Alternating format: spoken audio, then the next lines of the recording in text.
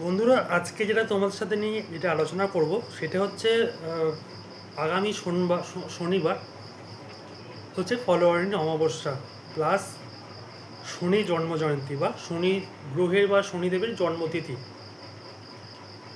তো এই দিনটা তোমরা কিভাবে পালন করবে বা কী কী উপচার করতে পারো সেটা আমি তোমাদের কাছে এই ভিডিওর মাধ্যমে উপস্থাপনা করব, একটু তোমরা শুনে নিও। ফার্স্টে বলি ফলোয়ারিণী অমাবস্যা কখন লাগছে। আমাদের সময় কিন্তু অনেক গুরুত্বপূর্ণ, অনেক ইম্পর্টেন্ট জিনিস, ঠিক আছে? তো লাগছে কখন?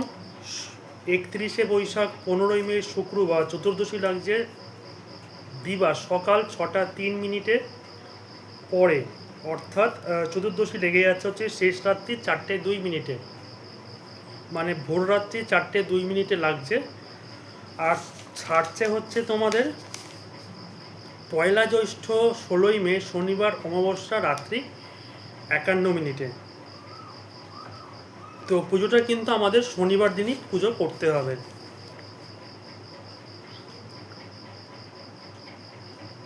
তো এই দিনকার কি হয়েছিল? ফলোয়ারিণী কালী পুজো অনেকেই জানো তোমরা, এর মাহাত্ম্য বা গুরুত্ব কী। এদিনকার কিন্তু ঠাকুর শ্রী শ্রী রামকৃষ্ণদেব তার স্ত্রী মা সারদা মাকে কিন্তু এই দিনকার গভীর রাত্রিতে কিন্তু নিশা রাত্রিতে কিন্তু উনি ষোড়শী বা ত্রিপুরা সুন্দরী হিসাবে পুজো করেছিল।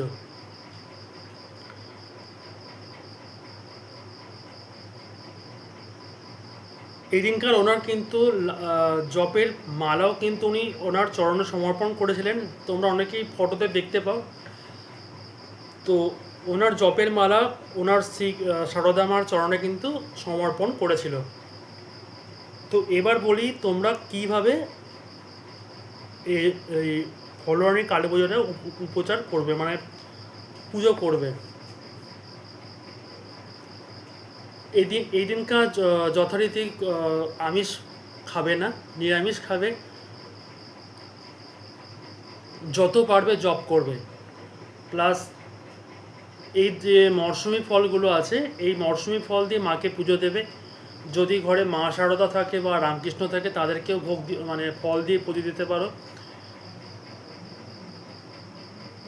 যদি না থাকে মা কালীকে পুজো দিতে পারো।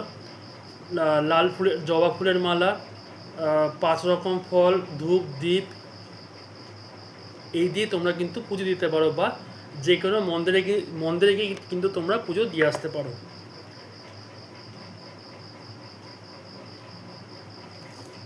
তো আমরা এই দিনকে আর কি করতে পারি? যাদের ধরো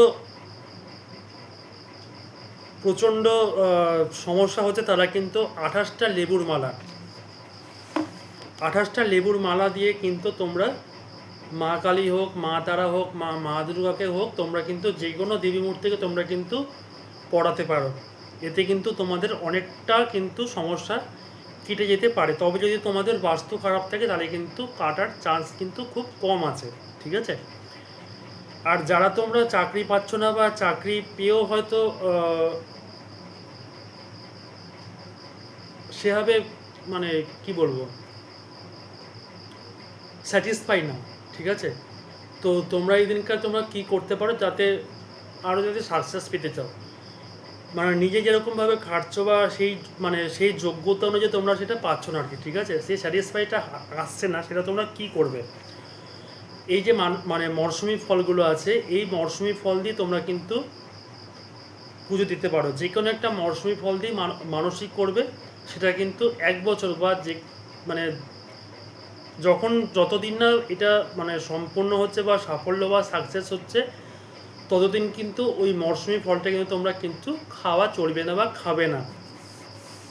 যেমন আম হলো, লিচু হলো, তারপরে যেগুলো আছে মরশুমি ফলগুলো, সেগুলো দিয়ে কিন্তু তোমরা অবশ্যই দেবী মূর্তির কাছে বা দেবী মার কাছে কিন্তু অর্পণ করতে পারো। আচ্ছা, এবারে বলি হচ্ছে এই দিনকার কিন্তু শনি জন্ম জয়ন্তী। এই দিনটা তোমরা কি কি করতে পারো? ফার্স্টে বলি যাদের কাদের কাদের সাড়ে সাথে চলছে, মেষ, মীন আর কুম্ভ রাশি। আর যাদের ঢাইয়া চলছে সিংহ রাশি আর ধনু রাশি। সাড়ে সাথে কিন্তু 7.5 বছর চলে, ঢাইয়া কিন্তু 2.5 বছর চলে।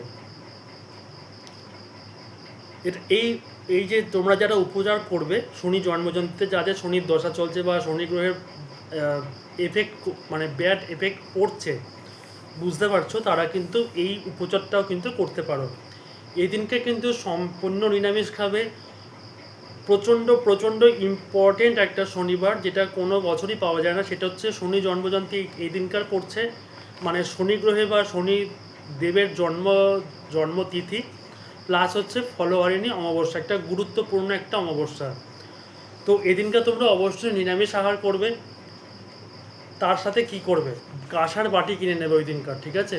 সকালে কাঁসার বাটি কিনে নেবে, কিনে নিয়ে সর্ষের তেল ওর মধ্যে দেবে, দিয়ে 10 টাকার কয়েন নেবে, নিয়ে তোমরা কিন্তু এটা সূর্যাস্তের পর কিন্তু সূর্যাস্তের পর ওই শনি মন্দিরে বা বড় ঠাকুরের মন্দিরে গিয়ে তোমরা কিন্তু নিজের ছায়াটা দেখবে, যতটা দেখা যাবে। তারপরে কিন্তু ওই কাঁসার বাটিটা কিন্তু সেখানে রেখে দিয়ে চলে আসবে, ওটা কিন্তু নিয়ে আসার দরকার নেই। আর কি করতে পারো, নীল অপরাজিতা ফুলের মালা, জবা ফুলের মালা, ধূপ, দীপ, 5 রকম ফল, কালো তিল, এইগুলো নিয়ে কিন্তু তোমরা যে কোনো মন্দিরে, যে কোনো শনি মন্দিরে কিন্তু অবশ্যই দিতে পারো। কেন জবা ফুলের মালা দিতে বললাম, কারণ শনি গ্রহের ইষ্টদেবী হচ্ছে মা দক্ষিণাকালী। দক্ষিণা কেন বলা হচ্ছে, কারণ কেন, মা কালী হচ্ছে তার দক্ষিণ পদ, মানে তার ডান পাদটা শিবের অগ্রভাগে দেওয়া আছে, মানে আগে রাখা আছে, সেই জন্য হচ্ছে তাকে বলা হচ্ছে দক্ষিণাকালী। তোমরা আর কি করতে পারো, যদি ধরো তোমাদের বাড়ি থেকে অনেকটা দূরে মন্দির, সেখানে তোমরা কি করবে, মাটির হাঁড়ির মধ্যে দেখবে দশকর্মা দোকানে মাটির হাঁড়ি পাওয়া যায়, ওর মধ্যে 5 রকম ফল, নীল চেলি কাপড়ও পাওয়া যায়, সর্ষের তেলের প্রদীপ, কালো তিল, লোহার টুকরো, একটা কয়েন, সূর্যাস্তের পরে তোমরা কিন্তু মানে যে কোনো পুকুরে বা নদীতে গিয়ে কিন্তু তোমরা ভাসিয়ে দিতে পারো, ঠিক আছে? এতেও কিন্তু অনেকটা ভালো ফল দেবে।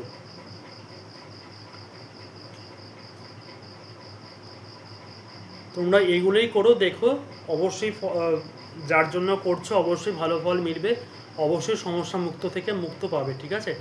তো তোমরা ভালো থেকো, সুস্থ থেকো, আনন্দে থেকো। নমস্কার।